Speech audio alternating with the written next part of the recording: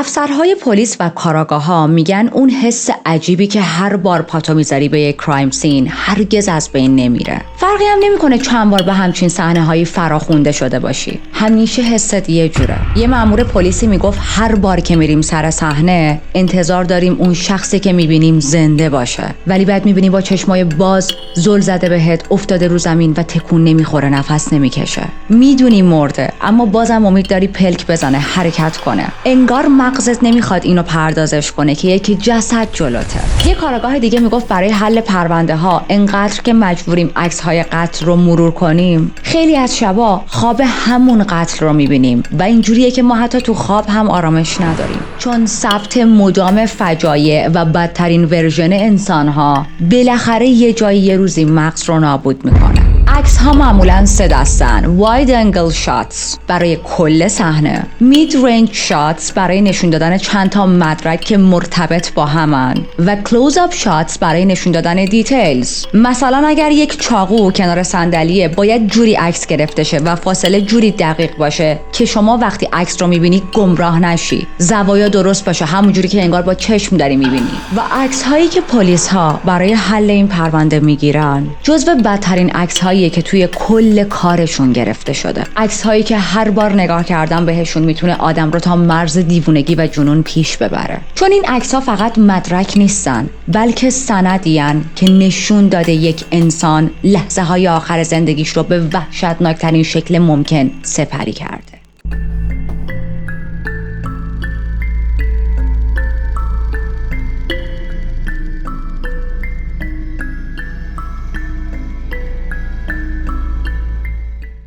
من ریتا هستم و در این چنل وارد دنیای جنایی میشیم، جایی که حقیقت عجیب تر از خیاله و مرز بین خوب و بد محو میشه. اگر به داستانهای هیجان انگیز و ترو کرایم علاقه دارید میتونید همین الان چنل رو سابسکرایب کنید و زنگوله کنار رو هم بزنید که ویدیوهای جدید رو ببینید. قبل از شروع پرونده 2 تا نکته رو باید بهتون بگم. یک، این که موقع تماشای این کیس در حال خوردن اسنک یا هر گونه غذایی نباشید، از من به شما نصیحت. 2، پرونده امروز بسیار دارکه و شامل حیوان آزاری هم هست. 26 مارچ 2014 تگزاس. افسرها میرسن به لوکیشن. اولین چیزی که ازش عکس میگیرن یه در سبز کوچیکه که میخوره به آپارتمان. میخوره به یک واحد 1707. 2 تا افسر دم در وایسادن، کلیدو از سرایدار گرفتن. سرایدار پشتشونه. یه حالتیه که هم دلش میخواد ببینه داخل خونه چه اتفاقی افتاده و هم میترسه نگاه کنه و خودش رو پشت افسرها قایم کرده. و به محض اینکه در رو باز میکنن، اولین چیزی که افسرهای پلیس میبینن یه لکه بزرگ روی زمینه. رد بزرگ خون روی فرش و این رد خون از جلوی مبل چرمی توی لیوینگ روم رفته تا ته راهرو. پلیسا کامل وارد خونه میشن. توی ذهنشون یادآوری میکنن که به هیچ چیز نباید دست بزنیم چون بعداً باید از تمام این اتفاقها عکس بگیریم. ولی خب اول باید بفهمن با چی طرفن، چی انتظارشون رو میکشه. این رد خون بزرگ و وحشتناک رو دنبال میکنن. از لیوینگ روم میرسن پایین راهرو سمت راست. چشمشون میخوره به دیوارای خونه پر از عکسای خانوادگیه. عکسایی که همه دارن توشون لبخند میزنن، خوشحالن. و پایین این عکس‌ها توی راهرو یک رد خونی وجود داره که مستقیم میخوره به اتاق خوابی که سمت راست راهروه. به محض اینکه در اتاق خواب رو باز میکنن، جسد نیمه برهنه کیمبرلی هیل روی زمین افتاده بود. کنار سرش یه چکش خونی با دسته چوبیه و کاملا واضحه که کیمبرلی دیگه زنده نیست. با همون نگاه اول مشخص بود که وضعیت کیمبرلی خیلی افتضاحه. یک زخم عمیق خیلی بدجور پشت سرش وجود داشت و آسیب‌های شدید به جمجمش وارد شده بود. شکل جمجمه کاملا تغییر کرده بود. افسری که این صحنه رو دید یادداشت میکنه که روی زمین خون و بافت سر دیده میشه. کنار زن یک چکش وجود داره، تیکه‌های مغز هم روی زمینه. افسرهای دیگه بقیه آپارتمان رو چک میکنن. اون یکی اتاق خواب رو هم چک میکنن و کلیرد اعلام میشه، یعنی که مظنون یا مقتول دیگه‌ای داخل هیچ جای خونه نیست. خب پس کسی که این کارو کرده obviously خونه رو ترک کرده. تیم CSI میاد برای عکس برداری. CSI همون Crime Scene Investigation هست. تیمی که مخصوص بررسی صحنه جرمه. این تیم معمولاً ترکیبی از کارشناس‌های پلیس و متخصص‌های علوم جنایی هستن که کارشون ثبت و جمع آوری مدارکه. حالا ببینیم CSI چیا ثبت میکنن. یک هودی صورتی خونی روی مبل چرمی نشیمن. این هودی صورتی به عنوان عکس شماره 29 ثبت میشه. داخل همون هودی یک کش موی خونی وجود داشت که باز هم تو عکس 29 ثبتش میکنن. یه موبایل صورتی روی مبل بود، عکس شماره 30. لکه های خون روی دیوارهای راهرو میشه عکس شماره 9. خون روی سینک و کانتر دستشویی میشه عکس شماره 10 و همه اینا باید با جزئیات کامل ثبت بشن. اما عجیب ترین چیزی که پلیس میخواد ازش عکس بگیره یادداشت‌هاییه که قاتل گذاشته. مامورا خم میشن تا بخوننش. روی یکی از یادداشت‌ها نوشته بود دنبالم کن و منو ببخش بابت این به هم ریختگی KD. ولی این یادداشت اصلی نیست. یادداشت مهمتر و اصلی درست جلوی در ورودی تو اون مسیر اصلی که شما وارد خونه میشی روی همون رد خونی که تا انتهای راه رو رفته بود گذاشته شده بود، جوری که هر کسی وارد خونه میشد اول همه اون یادداشت رو میدید. توش نوشته شده سرتو از دست نده، شاید هنوز زنده باشه، هرچند بعید میدونم، عجله کن دزیری. دزیری دختر 23 ساله همون خانمی بود که جسدش رو توی خونه پیدا کردن، دختر کیمبرلی. حالا سوال اینه کی میتونه همچین کاری با کیمبرلی کرده باشه؟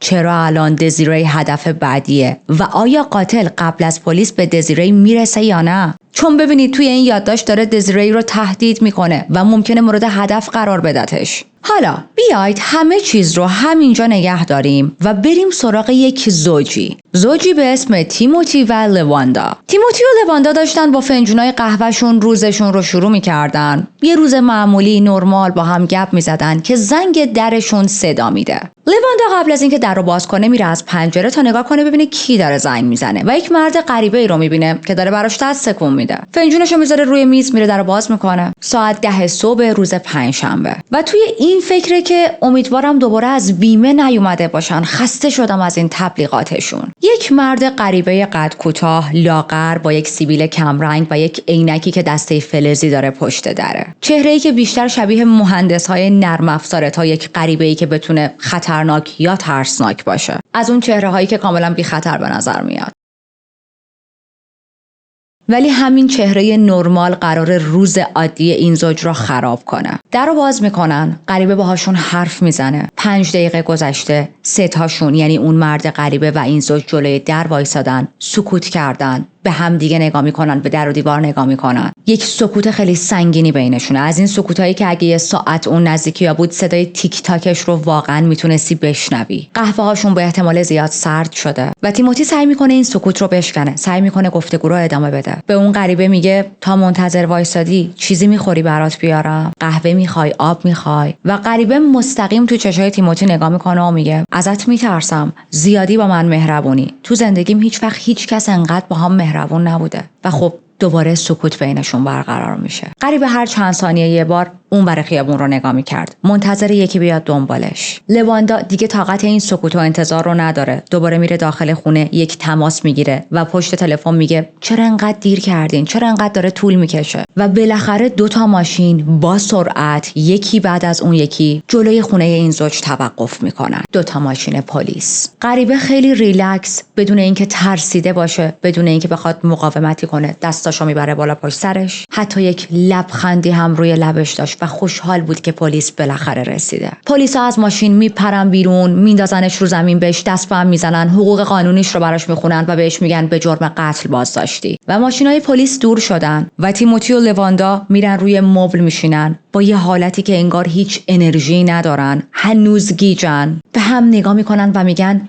چی شد الان چه اتفاقی افتاد؟ یه غریبه صبح زود در خونشون رو زده و بهشون گفته لطفاً با 911 تماس بگیرید چون من 1 نفر رو به قتل رسوندم. بعدم همونجا کنارشون وایساده تا پلیس بیاد و ببرتش. تازه اونجا این زوج میفهمن حتی ما اسم این غریبه رو هم نپرسیدیم. تنها چیزی که هی تو ذهنشون تکرار میشد این بود که این غریبه اومد جلوی در خونه و بهشون گفت میشه از تلفنتون استفاده کنم؟ من 1 نفر رو کشتم. And he waved to me like this. He said, "Come closer."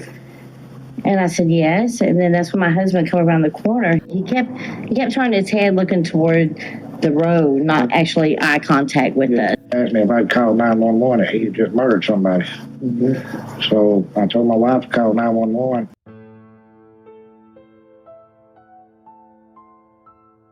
تنها چیزی که اون غریبه به تیموتی و لواندا گفته بود این بودش که من یک نفر رو کشتم و میخوام به پلیس زنگ بزنم. تیموتی یه جا تو صحبتاش از این غریبه میپرسه چرا کشتیش و این غریبه هیچ جوابی نمیده. از اون طرف پلیس رفته تا دزیری رو هم پیدا کنه. پیداش میکنن میارنش به ایستگاه پلیس به خاطر اینکه میترسیدن نکنه قاتل زودتر از ما بره سراغش، پس اگر توی ایستگاه پلیس باشه جاش امنه. بریم به اتاق بازجویی. دزیری 23 ساله میاد پیش دوتا مأمور پلیس، روی یه صندلی روبروی مأمورها میشینه، یه شلوار جین و تاپ قرمز پوشیده، انگار که میخواسته بره خرید یا مثلا بره کارهای روزمره‌شو انجام بده، ولی یهو مجبور شده بره اداره پلیس. و برخورد پلیس ها با دزیری اصلا درست نبود، اصلا بهش به چشم قربانی نگاه نمی‌کردن، بیشتر انگار دزیری مظنونشونه. دوست پسر دزیری خارج از کادر وایساده. مامورا خبر رو بهش میدن، میگن مادرت کیمبرلی به قتل رسیده. و دزیری با شنیدن این خبر دستاشو محکم میکوبه روی میز، شروع میکنه به جیغ زدن. از جاش بلند میشه، نفس میزنه، گریهش بند نمیاد. بعد از یه مدت سعی میکنه خودش رو کنترل کنه و دوباره بشینه، ولی حالش خیلی بد بود. باز از جاش پا میشه، شروع میکنه توی اتاق بازجویی راه رفتن، وای میسه، مش میکوبه روی میز، اشکاش بند نمیومد و یک واکنشی پر از شاک داشت. ولی چیزی که خیلی برای من عجیب بود مأمورا بودن. مأمورا عجیب بی احساس به نظر می رسیدن. بین حقحق ها و گریه هاش مدام میگفت متاسفم و مأمورا خیلی سرد بهش میگفتن اشکالی نداره، تو که کاری نکردی، درسته؟ برای اینه که میگم مأمورا کاملا به دزیری به چشم مظنون نگاه میکردن و نه یک قربانی احتمالی. دزیری دوباره میشینه، فریاد میزنه نه باورم نمیشه. دوست پسرش سعی میکنه آرومش کنه ولی خب بیفایده بود. حال دزیری خیلی بد بود. چند دقیقه طول میکشه تا بتونه خودش رو جمع جور کنه. بعد مأمورا بهش میگن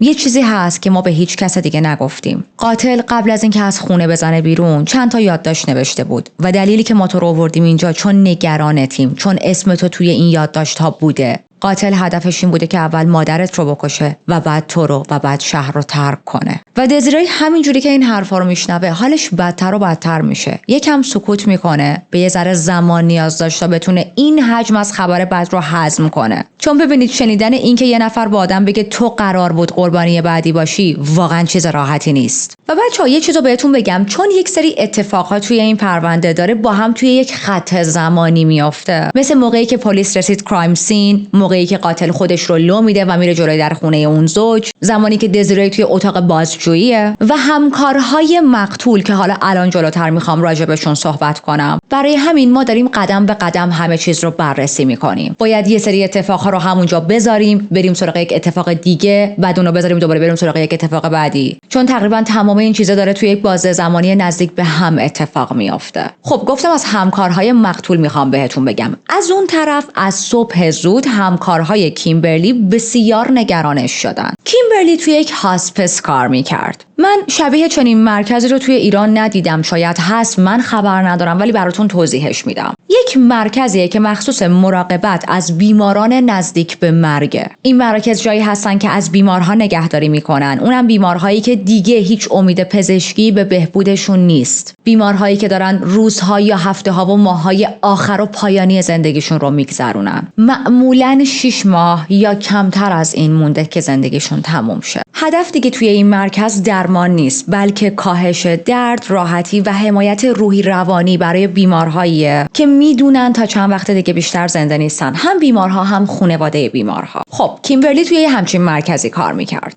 و اون روز صبح مدیر و همکار کیمبرلی یک میتینگ خیلی مهم باهاش داشتن و کیمبرلی برای این میتینگ به این مهمی حاضر نشده. میتینگ درباره چند تا مریض بیمار بود و خب خیلی مهمه چون میدونید مربوط به جون آدم هاست، ولی کیمبرلی نیومده و این اصلا با کاراکترش جور در نمیومد. چون ببینید کیمبرلی بسیار پانکچوال هست. 10 سال توی نیروی دریایی خدمت کرده و همیشه دقیق و وقتشناس بوده. برای همین مدیر و همکارش تصمیم گرفتن به جای اینکه کل روز رو منتظر وایسن، هی بهش زنگ بزنن ببینن کیمبرلی هم جواب نمیده و با نگرانی توی محیط کار وقتشون رو بگذرونن، خودشون برن دم خونه کیمبرلی و ببینن چی شده. شاید کیمبرلی برای اولین بار تو کل زندگیش خواب مونده، ولی وقتی نزدیک به خونه کیمبرلی شدن، اولین چیزی که توجهشون رو جلب کرد یک عالمه نوارهای مخصوص کرایم سین بود و ماشین‌های پلیسی که وایساده بودن جلوی ساختمون، ماشین‌هایی که چراغ‌های چشمک زنشون هم روشن بود. جمعیت جلوی اون آپارتمان جمع شده بود و یه چیزی درست نبود. ولی این 2 نفر اینجوری بودن که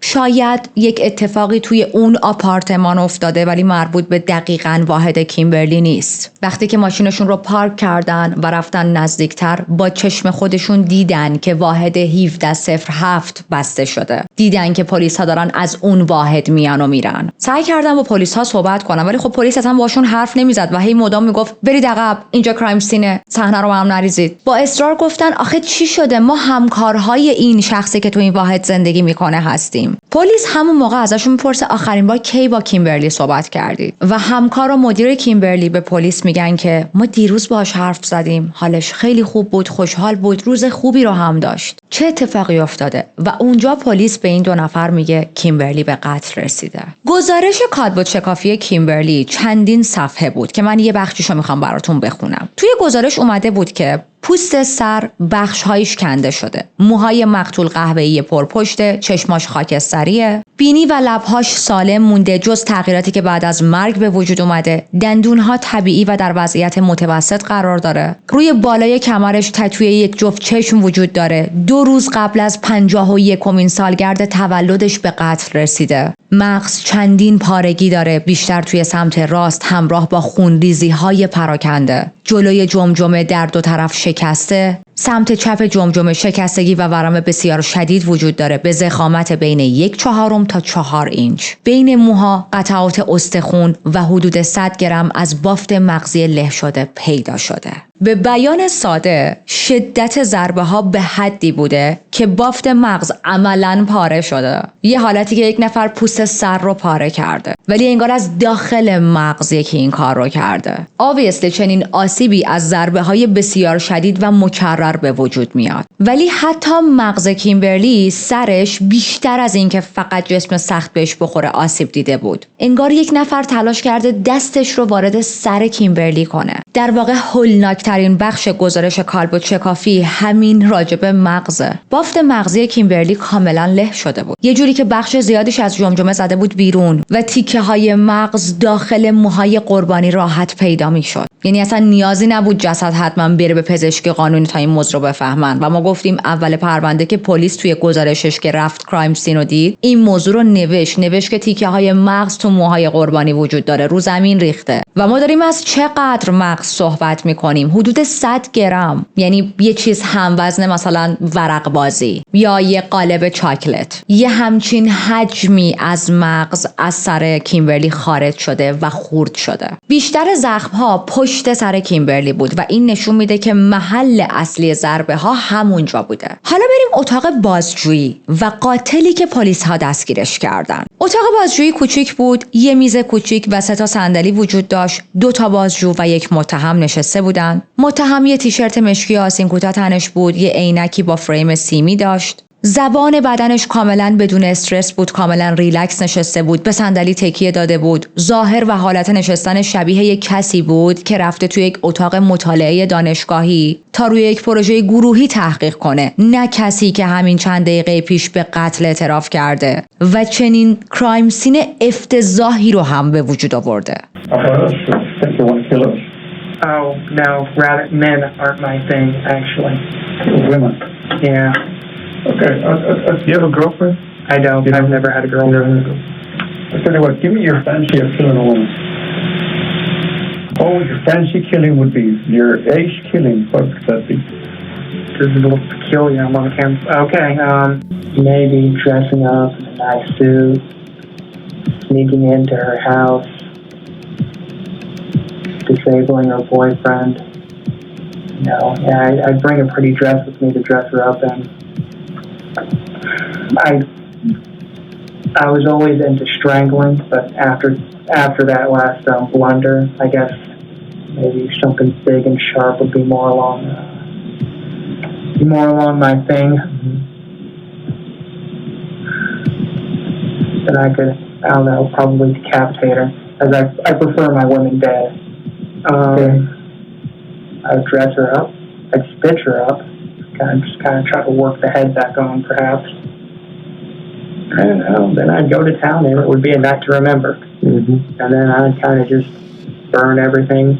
برای رفقایی که تصویر رو ندارن این ویدیو رو یک توضیحی بدم. کاراگاه از قاتل میپرسه که خب ما رو میخوای بکشی؟ قاتل میخنده میگه که نه، هم مردا سلیقه‌م نیستن، فقط زنا. ازش میپرسن دوست دختر داری؟ میگه که نه، من هیچ وقت تو زندگیم دوست دختر نداشتم. بعد یکی از کاراگاه‌ها ازش میپرسه سناریوی قتل ایدئال تو به ما توضیح بده. حالا اینجا 2 چیزی که برای من توی این ویدیو خیلی عجیب بود. بچه‌ها باز بزنید عقب ویدیو رو ببینید. وقتی که بازجو ازش میخواد که قتل ایدئال خودت رو توضیح بده، قاتل چیکار میکنه؟ ریاکشنش چیه؟ یکم میخنده، معذب میشه به خاطر اینکه ازش همچین سوالی پرسیدن، اما نه به این دلیل که این سوال خیلی سوال عجیبیه و آدم نمیتونه در حالت نرمال به همچین سوالی از هم پاسخ بده. و اگر شما برید این سوالو از یک آدمی که مجرم نیست یا افکار دارک نداره بپرسید، یه ذره نگاهتون میکنه و میگه که حالت خوبه؟ این چه سوال مریضیه که داری من میپرسی؟ خب قاتل اینجا به این دلایل از سوال معذب نمیشه.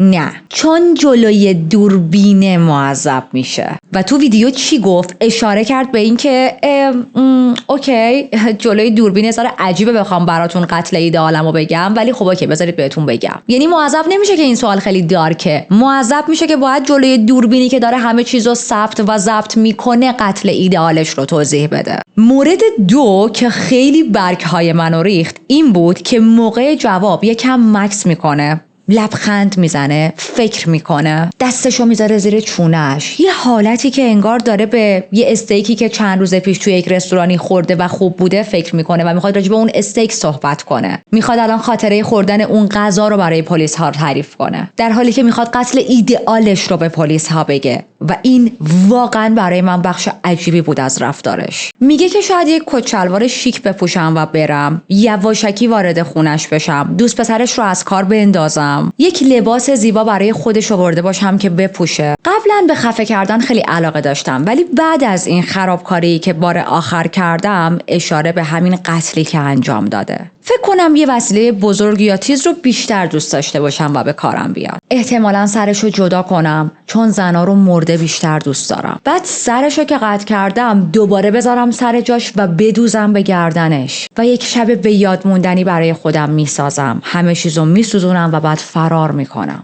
حالا چرا پلیس ها این سوال رو از قاتل پرسیدن؟ چون این یک سوال نرمال و از اون سوالای همیشگی نیست که تو اتاق بازجویی از هر کسی بپرسن. به نظر میرسید تمام چیزهایی که دارن از این متهم میبینن تا اون لحظه دیدن از کرایم سین، رفتارش، مدل قتلی که انجام داده، بادی لنگویجش، همه داشت به پلیس ها، بازجوها نشونه های واضح از یک قاتل زنجیره‌ای در حال شکل گرفتن رو میداد. داشتن به خودشون فکر میکردن اگر ما این آدم رو دستگیر نمی‌کردیم احتمال اینکه یک قاتل زنجیره‌ای بشه خیلی زیاد بود و شاید برای همین این سوال‌ها رو پرسیدن. جالب اینجا بود تو اون سناریوی قتل ایدئالی که داشت به پلیس توضیح میداد، لباس خودش و قربانی رو آراسته و شیک و با کلاس توصیف کرد که خب این لباس و ظاهر آراسته جزو جزئیات مهمی به حساب میاد.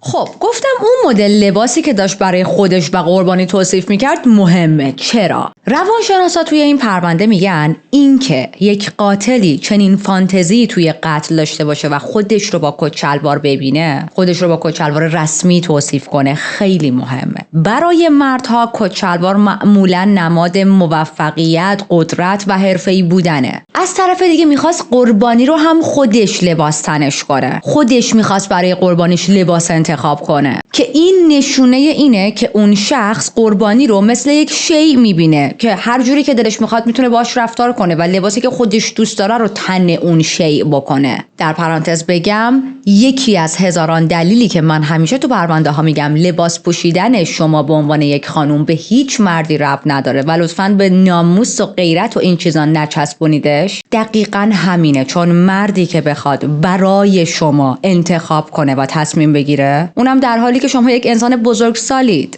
در اصل داره شما رو به چشم یک شیء میبینه. اینجا هم همینطوره. عوض کردن لباس مقتول یک نوع اعمال کنترل روی بدن و هویت قربانیه، چیزی که این قاتل فانتزیش رو داشت. خب ترکیب این دوتا چیز، یعنی ظاهر رسمی خودش و لباس پوشوندن به قربانی، باعث میشه که فانتزیش یک حالت تشریفاتی بگیره. و یک چیز جالب دیگه تو این سناریویی که داشت به پلیس تحویل میداد در رابطه با قتل ایدئال، اونم این که این زن توی تصور و خیال قاتل تنها نبود و یک پارتنری داشت و نمیگه همسرش، نمیگه پارتنرش، میگه دوست پسرش. این آدم توی ذهنش یک کاپل رو مورد هدف قرار گرفته. اولین کاری هم که گفت تو صحبت‌هاش انجام میدم چی بود؟ از کار انداختن دوست پسره، که باز دوباره به گفته روانشناسا این میتونه نشون دهنده میل به برتری و قدرت نمایی این آدم در برابر مردهای دیگه باشه. یعنی ببینید نمیگه اول میرم دوست پسرش رو میکشم، بلکه میگه از کار میندازمش. منظورش اینه که این دوست پسره زنده باشه،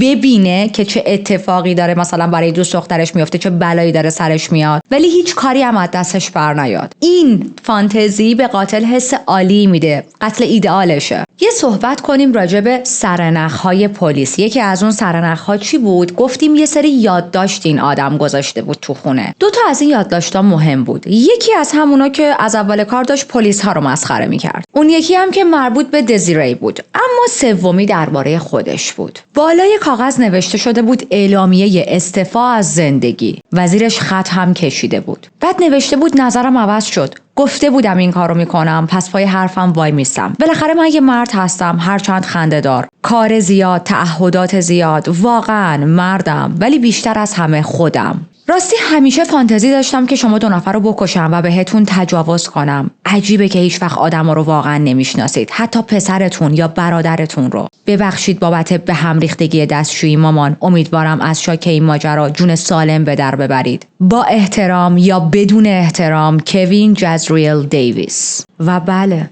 کسی که کیمبرلی رو به قتل رسونده بود، اونم اینجوری افتضاح کوین پسرش بود. کوین پسر بایولوژیکال کیمبرلی و برادر ناتنی دزیری بود. در واقع کیمبرلی دزیری رو به فرزندخوندگی قبول کرده بود و این نامه هم برای مادر و خواهرش نوشته شده بود توسط کوین، اونم در حالی که همون روز مادر خودش رو کشته. این بخشی که میخوام بهتون بگم شامل حیوان آزاریه و میتونید یک مقدار بزنید جلو اگه دوست ندارید بشنوید. در ادامه نوشته بود اون گربه خاکستری احمق رو هم کشتم به خاطر اینکه یه روز حوصله‌ام رو سر برده بود. ببخشید ولی این کارو کردم. و بله، کوین گربهشون رو هم به قتل رسونده بود. حالا فکر میکنید کوین چند سالشه؟ کوین 18 سالشه. یعنی فیر بخوایم نگاه کنیم هنوز 18 سالش کامل تموم نشده. هنوز کلاس 10 و الان توی اتاق بازجویی لم داده. موقعی که داشتن قانون میراندا و حقوق قانونیش رو واسش میخوندن خیلی ریلکس لم داده بود. یه دستش رو دسته صندلی بود، یه دست دیگه‌ش رو گذاشته بود زیر چونش. یه وقتا چونش رو میخاروند. اصلا یک حالت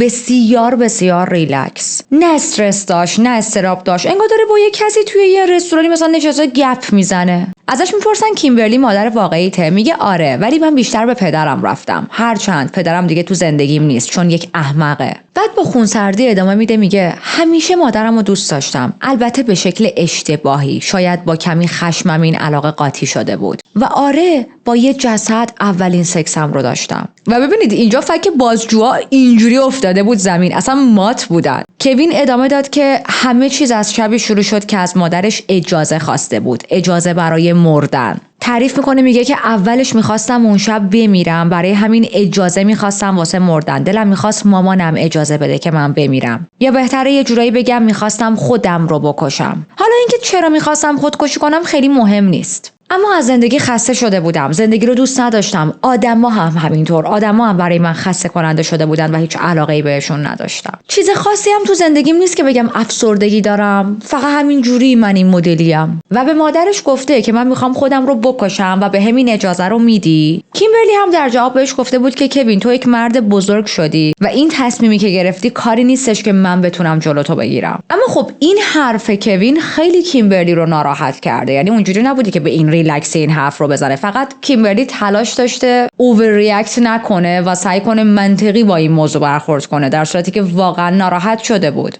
در حدی که با دخترش تماس میگیره و میگه دزیره بیاد پیشش. و همون موقع بود که کوین تصمیم گرفت یا الان باید این کارو بکنم یا هیچ وقت فرصتش رو پیدا نمیکنم. اولش داشت به خودکشی فکر میکرد، ولی یهو رفت روی تیکه کاغذ شروع کرد به نوشتن کشتن مادر و خواهرش. وقتی که بازجو ازش میپرسن که چرا، میگه راستش من همیشه همچین فکری رو تو سرم داشتم.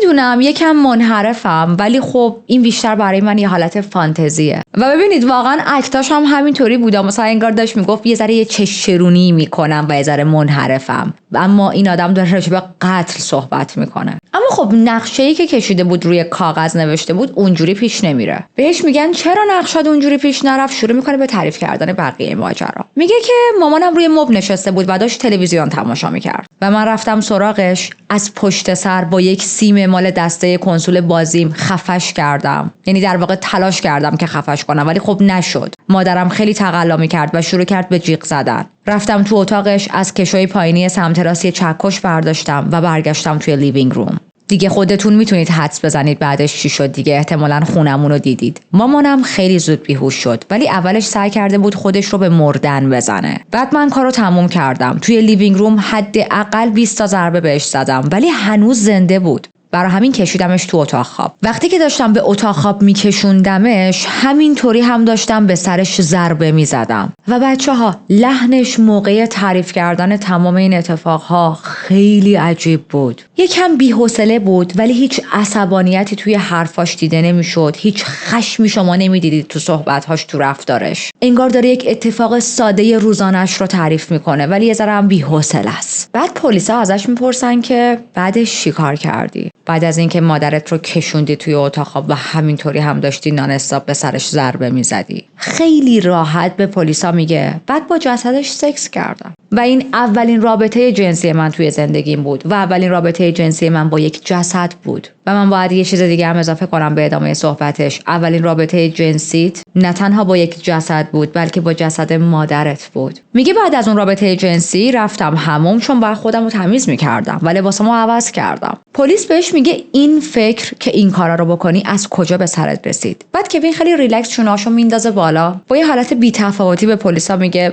میدونید همچین آیدیایی کم کم تو ذهن آدم شکل میگیره. مثل این که از من بپرسید چطوری نفس میکشی. آدم که به نفس کشیدن فکر نمیکنه، ناخودآگاه انجامش میده. نمیدونم الان باید چی بهتون بگم که چطوری این آیدیا به سرم زد. میگه من همیشه به مرگ علاقه داشتم و مرگ یک تاپیکی بود که خیلی برای من جذاب بود، ولی بیشتر به روش‌های هنری مرگ و قتل علاقه دارم. پلیسا ازش میپرسن که منظورت از روش هنری چیه؟ میگه میدونید اونایی که با دقت کامل یک بدن رو باز میکنن، تیکه تیکه میکنن، این همه دقت، این همه عشق خیلی برای من جالبه. و به جمله ها و کلماتی که میگه دارید دقت میکنید دیگه. میتونم بگم یکی از عجیب ترین بازجویی هایی هست که من تا به حال باهاش روبرو شدم و توی این چنل داریم راجبش صحبت میکنیم. حالا مأمورها باید بفهمن که این پرونده یک قتل معمولیه یا قتل درجه یک. میدونم الان خیلی براتون عجیبه و احتمالاً این مدلید که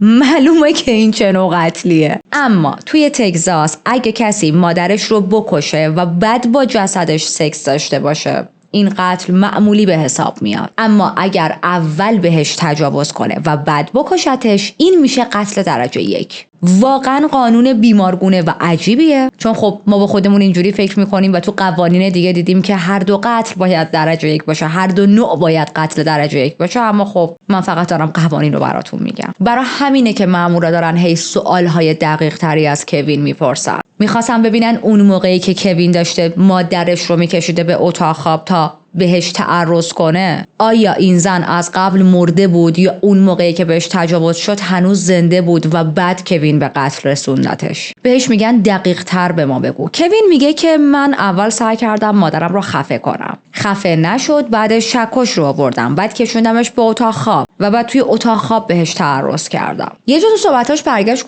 گفت مادرم سعی کرده بود خودش رو بزنه به مردن، در حالی که واقعا نمرده بود. بهش میگن از کجا میدونی که مادرت خودش رو زده بود به مردن و هنوز نمرده بود؟ میگه که به خاطر اینکه هنوز زنده بود، هنوز صدا در می آورد. مثل یه بچه کوچیک خور و پف میکرد. حالا اینجا من باید یک توضیحی بهتون بدم. متاسفانه توی بعضی از پرونده های قتل این اتفاق میافته. وقتی کسی ضربه شدید، آسیب شدیدی به سرش میخوره، ممکنه صداهای شبیه به خور و پف ایجاد کنه. بهش میگن agonal breathing. یک نوع تنفس خاصه که معمولا نشونه نزدیک بودن شخص به مرگه. یعنی اگر کسی وقتی یک ضربه شدید به سرش میخوره این صدا رو از خودش در بیاره، یک صدای شبیه به صدای خور و پفه و براش اقدامهای فوری انجام نشه، احتمال مرگش خیلی بالاه. خیلی بالا که نه، بهتر بگیم مرگش حتمیه، به خاطر اینکه یک آسیب خیلی شدید به مغز یا سیستم عصبیش پیش اومده. بعد این وضعیت میتونه بین 2 تا نفس تا چند ساعت حتی طول بکشه و بعد شخص کامل میمیره. برای همین این موضوع مخصوصا توی قتل کودکان توسط والدین زیاد دیده میشه. حالا حتی منظورم قتل غیر عمده ها. فکر میکنن بچه خوابه، فکر میکنن بچه داره خور و پف میکنه، ولی در واقع اون بچه داره میمیره چون یک آسیبی به سرش وارد شده. ولی خب خور و پف واقعی نیست دیگه، صداش شبیه به خور و پفه. بریم سراغ ادامه صحبت های کوین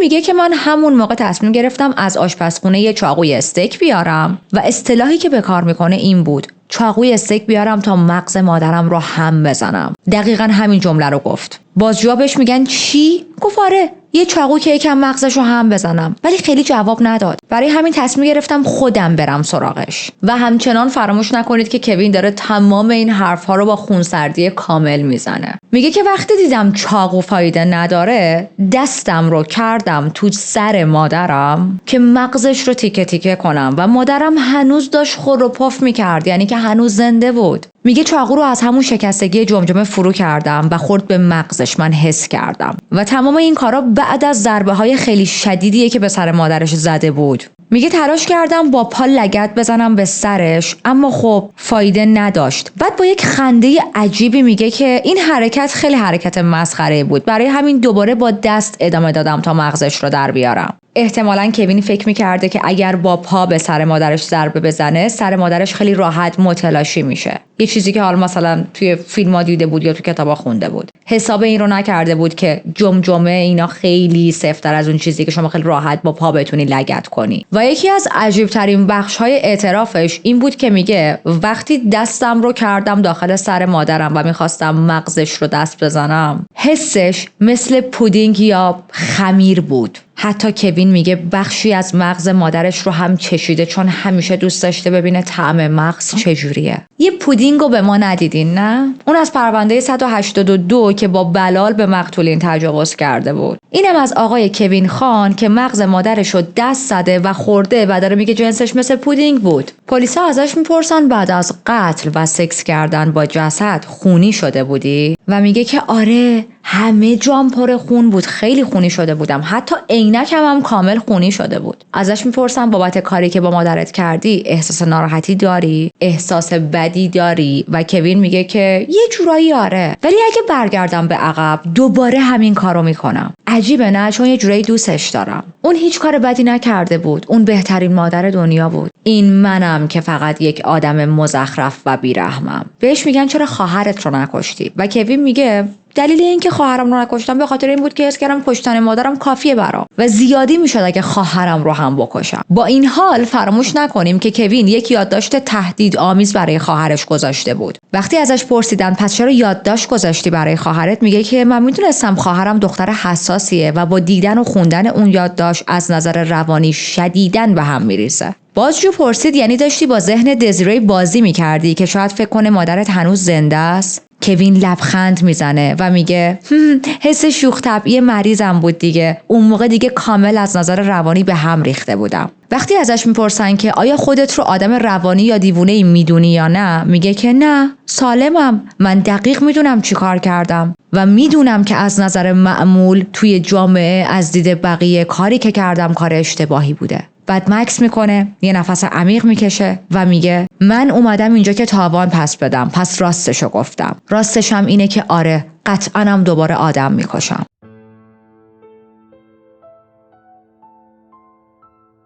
الان یه سری سوال مطرح شده، اونم این که اگر کوین 18 ساله اینقدر افتضاحه، اینقدر غیر قابل کنترل و بده، چطوری کسی تا الان نفهمیده؟ یا اینکه فهمیدن کوین همچین آدمیه و چیزی نگفتن؟ خب پلیس دنبال این جواباست. متوجه میشن که کیمبرلی به دوستای نزدیکش گفته بود که آره من بعضی وقتا با کوین مشکل دارم به خاطر اینکه اصلا مدرسه رو دوست نداره، درست حسابی مدرسه نمیره، همش دوست داره تو خونه بشینه و ویدیو گیم انجام بده و کلا هم بچه تنهایی و هیچ دوستی توی زندگیش نداره. ولی همین مشکلات مادر کوین با کوین اینا بود. اونم نه اینجوری که رابره صبح تا شب بهش بگه چه خبره، چرا داری بازی میکنی، چرا هیچ دوستی نداری، یا کوین رو با بچه مردم مقایسه کنه به طور مثال. اینها ناراحتی هایی بود که کیمبرلی داشت و هر از گاهی با دوستاش راجع به این چیزا درد و دل میکرد و کارآگاه‌ها این صحبت ها رو از خیلی از اطرافیان کیمبرلی میشنون و حتی خیلی از اطرافیان کیمبرلی برمیگردن به پلیس میگن ما فکر میکردیم کوین خیلی پسر خوبیه. اتفاقا توی بازجویی از کوین راجع به مدرسه هم پرسیده بودن و بهش میگن که تو مدرسه چه جور آدمی بودی؟ میگه که من یک آدم معمولی بودم، هیچ وقت برای هیچ چیز خاصی تو مدرسه تلاش نمیکردم چون هیچی تو مدرسه برای من مهم نبود. پرسیدن یعنی هیچ درسی رو دوست نداشتی؟ میگه هیچ درسی رو دوست نداشتم. بهش میگن ورزشی؟ میگه ورزشم دوست نداشتم. دزیری به پلیسا گفت کوین خشونت فیزیکی نداشت ولی مشکلات اجتماعی داشت. از همون بچگی با بقیه فرق داشت. ADHD شدید داشت، هیچ دوستی تو زندگیش نداشت، پدرش هم که خب ترکش کرده بود. میگه که بعضی وقتا دهنشو باز میکرد و به مامانم حرفای زشتی میزد، مثلا بهش میگفت فاک یو، بهش میگفت تو یه زن چاق بی‌عرضه‌ای و این حرفها مامانم رو از درون خورد میکرد، له میکرد. مامانم میرفت یه گوشه میشست گریه میکرد. شبی که قتل اتفاق افتاده بود گفتیم که کوین با کیمبرلی یه ذره درگیر شده بودن دیگه لفظی و کیمبرلی زنگ زده بود به دزیری و بهش گفته بود که مثلا بیا پیشم یا منو بیا بردار ببر پیش خودت یه چند روز. از دزیری راجع به اون آخرین تماسی که با مادرش داشت میپرسن. دزیری میگه که مامانم گفت با کوین دعوا کرده، کوین بهش حرفای خیلی آزاردهنده‌ای زده، بهش کلی بی‌احترامی کرده و خیلی حالش بد بود، در حدی که من میگه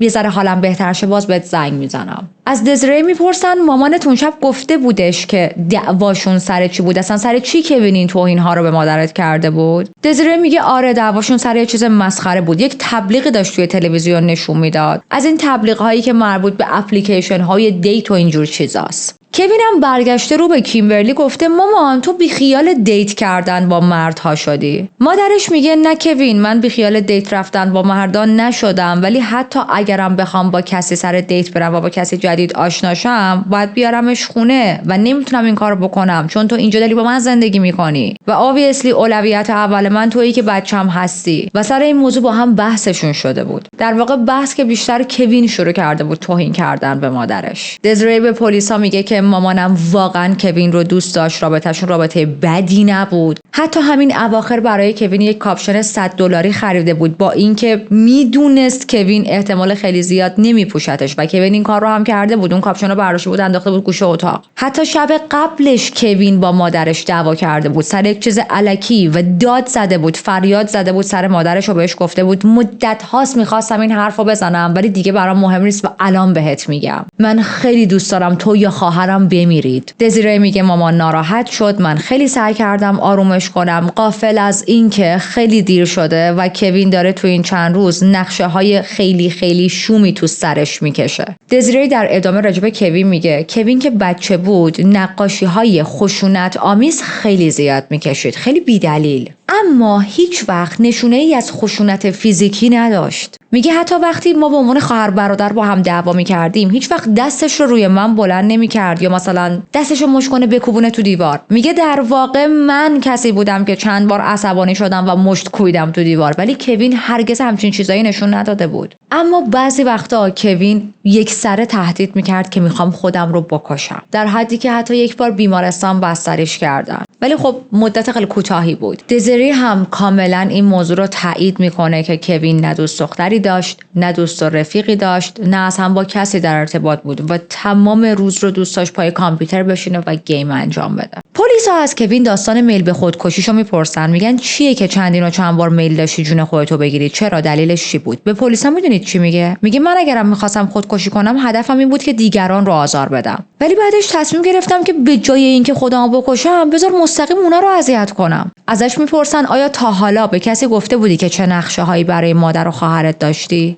میگه که نه، ولی توی سالهای گذشته یه سری نشونه ها بود. وقتی بچه تر بودم احمق تر و پر از خشم بودم و یه چیزایی گفته بودم، ولی خانواده‌ام یا نادیده میگرفتن یا سعی میکردن نبینند. منظورش اینه وقتی سنم کم بود چند بار تهدیدشون کرده بودم به اینکه حالا مثلا امیدوارم بمیرید، میخوام بکشمتون یا منو عصبانی نکنید وگرنه یک برای سرتون میارم. میدونید همچین تهدیدهایی که واقعا دارکه و ما نباید ساده از کنارش عبور کنیم. اما خب به قول خودش خانواده‌اش یا نادیده گرفته بودن و یا متوجه شده بودن که این تهدیدا دارکه اما نخواستن پیگیری کنن. بعد دوباره بازجوها بحث رو میچرخونن سمت اون بخش نکروفیلیا، رابطه جنسی که با جسد برقرار کرده بود، چون خیلی بخش مهمیه. ازش میپرسن که بار اولت بود این کارو کردی؟ کوین سرش رو اینجوری با انگشتاش گرفته بود گذاشته بود رو میز دستاشو، بعد با یکی از دستاش شروع میکنه به چونش ضربه زدن و میگه بذارید یه چیزی رو بهتون بگم، بهتره که بگم. بعد توضیح میده که قبلا یک گربه خاکستری به اسم کلر داشتن، این گربه رو خفه کرده، غرقش کرده، بعد شکمش رو پاره کرده و با جسد اون گربه رابطه جنسی برقرار کرده.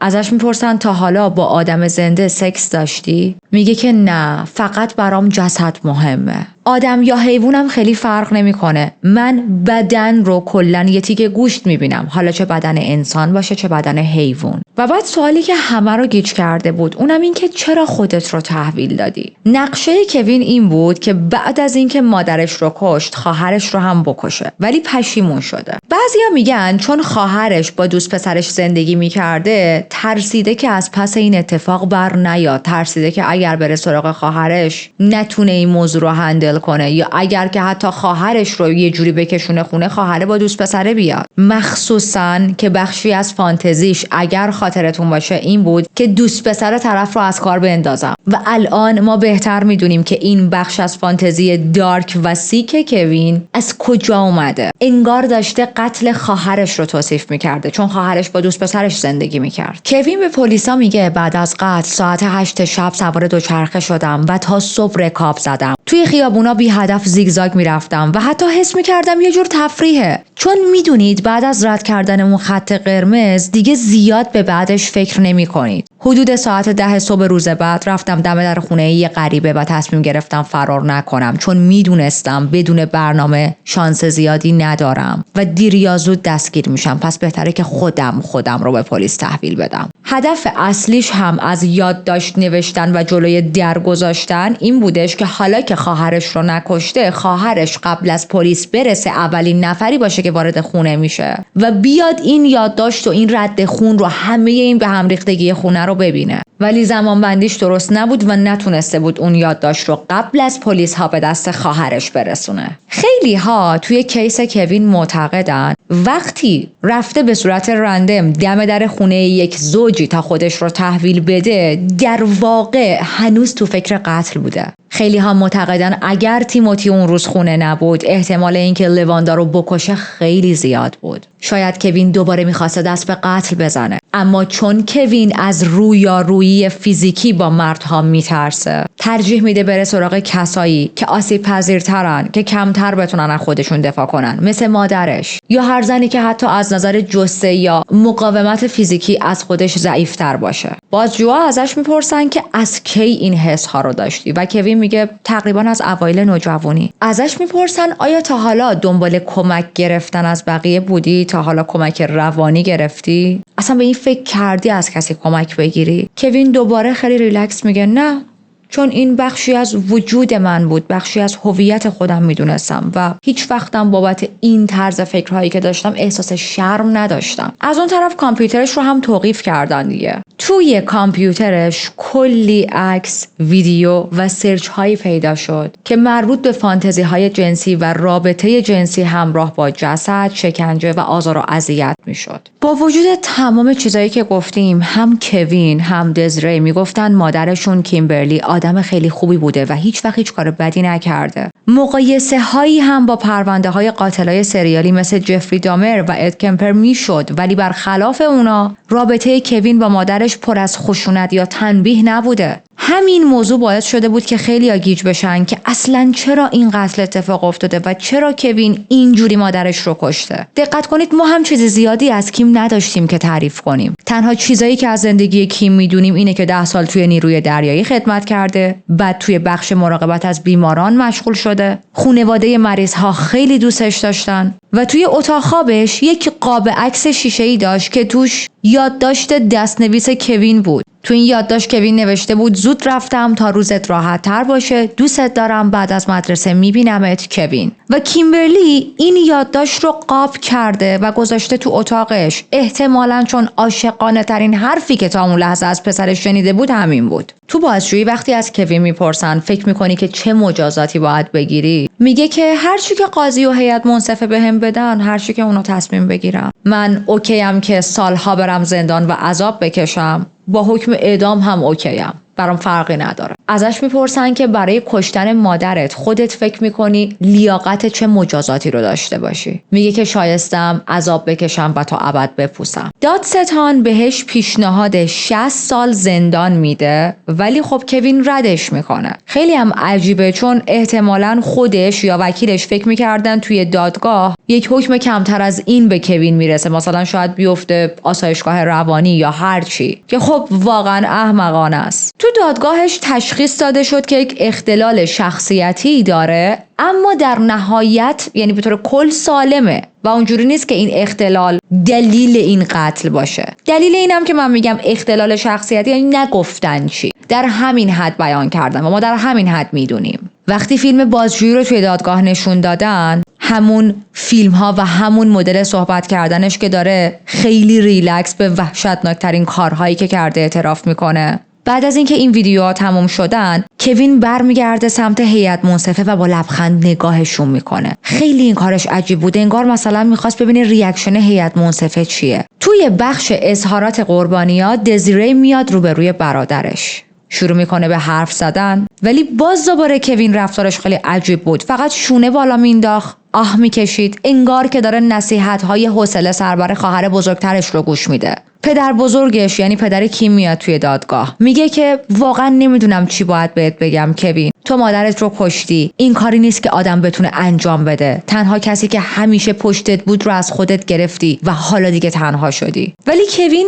باز هم موقعی که پدر بزرگش داشت این صحبت ها رو میکرد با انگشتاش بازی میکرد، داشت قلنج دستش رو میشکوند، لبخند میزد و پاهاشو دراز کرده بود و تکون میداد. وقتی که شاهدها توی دادگاه میومدن و صحبت میکردن و استیتمنت میدادن، کوین با لبخند نگاهشون میکرد، یه وقتا میخندید بهشون و یه وقتا حتی دست تکون میداد براشون. کمتر از 1 ساعت طول میکشه که هیئت منصفه با هم مشورت میکنن و میگن که قطعاً کوین گناهکاره و حکمی که بهش میدن long term imprisonment. ببینید حبس ابد نیست، ترجمهش میشه حبس طولانی مدت، یعنی برای یه مدت خیلی طولانی باید بیفته زندان، اما یک تاریخی تعیین میکنن که بعد از اون تاریخ بتونه برای آزادی مشروط درخواست بده. کوین میتونه 25 مارس سال 2044 اولین درخواست آزادی مشروطش رو بده و یعنی تو اون خط زمانی 50 سالشه و واقعا برای من جای تعجب داره که چرا شما اصلا یک شرایطی رو فراهم میکنید که این آدم به جامعه برگرده. این آدم خیلی خطرناکه. همونطوری که گفتم گزارش‌های دقیقی از مشکلات روانیش منتشر نشده و ما دقیق نمیدونیم این آدم درگیر چه بیماری‌های روانیه، درگیر چه اختلال‌هاییه. خیلی ها میگن این پرونده یکی از آزاردهنده ترین پرونده‌های جناییه که تا حالا شنیدم. بعضی‌ها معتقدن که راهش داشت به سمت یک قاتل سریالی شدن پیش میرفت. بعضی‌های دیگه هم خیلی از این عصبانی بودن که با وجود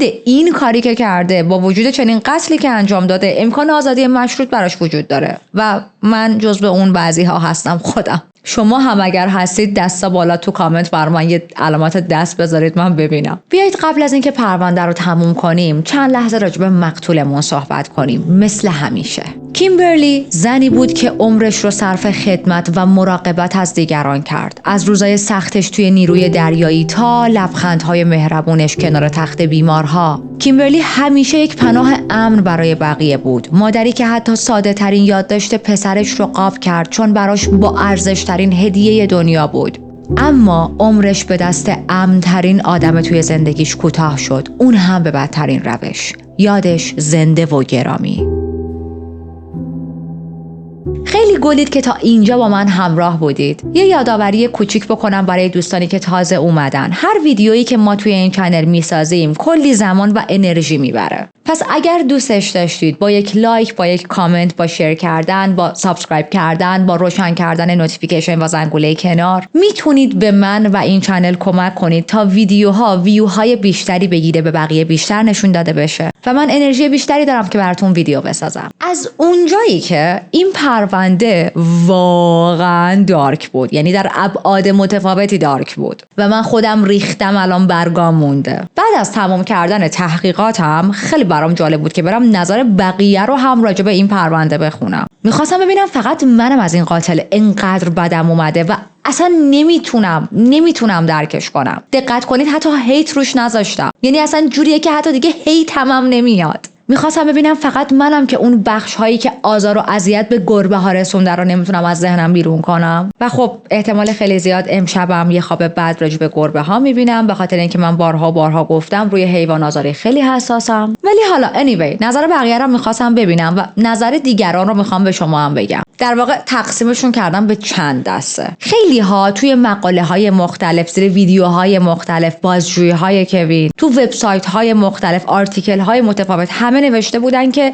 ما معتقدیم کوین هایی هستن که دارن بین ما زندگی میکنن و خب این خیلی موضوع رو ترسناک‌تر میکنه. یه کاربری نوشته بود که این یارو بیشتر شبیه یک نرد بیکار توی فرومای تاریکه که عاشق قاتلای سریالیه، اما جرأتش رو نداره که یکی از اونا باشه. آدم باور نمیکنه که واقعا همچین قتلی انجام داده. یکی دیگه نوشته بود که کوین یک لوزره که بیش از حد ویدیوهای مریض و خشونت‌آمیز دیده و من نمیتونم باور کنم که واقعا چنین قتلی رو مرتکب شده. دسته بعدی از کامنت ها و نظرها این بود که یه سری‌ها میگفتن شاید مادرش یه جوری اذیتش کرده و باعث آزار و اذیتش شده که کوین همین کارو باهاش کرده. حالا سوای این که شما حتی اگر یک مادر یا پدر بدی باشید، باز هم کسی حق نداره اینجوری اون طرف رو به قتل برسونه. میدونید از یک قتل ساده هم صحبت نمی کنیم، ما داریم راجع به این صحبت میکنیم که کوین مادرش رو به بدترین شکل کشت، مغز مادرش رو در آورد، تلاش کرد که با پاش جمجمه مادرش رو خورد کنه، مغز مادرش رو در آورد و خورد، به جسدش تجاوز کرد. اوکی، ما داریم از همچین قتلی صحبت میکنیم. حالا این موضوع به کنار که شما حق نداری حتی اگر یک نفر سرپرست بدیه یا آدم بدیه بزنی زارت بکشیش، ولی همه نظر مثبتی راجع به کیمبرلی داشتن. یعنی همه میگفتن یک زن نرمال معمولی بود، مثل خیلی از آدم‌هایی که دور و بر ما دارن زندگی میکنن. یک سریا جواب دادن به اونایی که داشتن ویکتیم بلیمینگ میکردن و میگن که نه موضوع رو نندازید گردن کیمبرلی. کوین یک آدم شیطانیه. گاهی وقتا باید بپذیری که بعضی‌ها ذاتاً شرورن و قربانی هیچ کاری نکرده که سزاوار مرگ باشه، اونم چنین مرگی. دسته سوم هم توی کامنت ها آدم‌هایی بودن که خیلی از رفتار پلیس با دزیری ناراحت بودن، چون تو بازجویی‌ها خیلی با دزیری بد رفتار شد و من هم خودم با این دسته موافقم. دقت کنید بهتونم گفتم پلیس اصلا اولش یه جوری رفتار می‌کرد انگار دزیری هم تو این قتل نقش داشته. البته میدونم کارشون اینه که خب خیلی ایموشن نشون ندن یا به همه شک داشته باشن و همه رو به چشم مظنون نگاه کنن، اما خب یه کوچولو میتونستید نرم‌تر برخورد کنید. نمیدونم. خلاصه اینم از پرونده امروز. پرونده واقعا دارکی بود. من در طول پرونده برای ایشون اسمشو نمیارم، چون اگر اسمشو بیارم میفهمه و بیدار میشه و نمیخوام که بفهمه. چجوری بگم؟ چون اسم انگلیسیشو بلده، یعنی اصلا اون خوشمزه هاشو به اسم انگلیسیش میشناسه. همون خوشمزه تشویقی، دنبال کلمه تشویقی بودم. براش حله حوله و تشویقی مخصوص خودش رو میارم که مثلا در طول پرونده اینجا میشینه، حوصلش سر نره، بخوره، یه حالت فان باشه براش دیگه. از این استودیو حس خوبی بهش دست بده، چون میدونید که خونه و زندگی همه مال ایشونه و لطف کرده اجازه میده من هم در این خونه زندگی کنم. ایشون پت من نیست، من آدمی زادشم. حالا براش آوردم، بعد معمولا تا آخر کیس تموم میشه، یعنی دیگه یه جوری هی خورد بهش میدم که دیگه آخرای پرونده است، این اسمشو نبراش هم تموم شه. ولی الان 4 یا 5 تا دونه مونده و میخوام بهش بدم. ببینید الان چه جوری خوابه، دست بزنم همچین سیخ میشونه بیدار میشه. نگاه کنیم.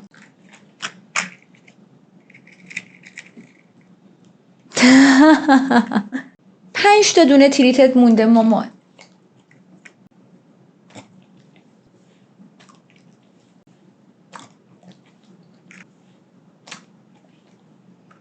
تموم شد. خورد همه رو. تموم شد دیگه. رفت تا ریکورد بعدی. مرسی از اینکه تا اینجا همراه من و چارلی بودید. حتما یادتون باشه برای من کامنت بذارید. مراقب خودتون باشید. به زودی با یه پرونده دیگه میام سراغتون. چارلی رو وای. پاشو دودولو جمع کن. دول و مول و همه رو داده هوا. پاشو ماما خودتو جمع کن.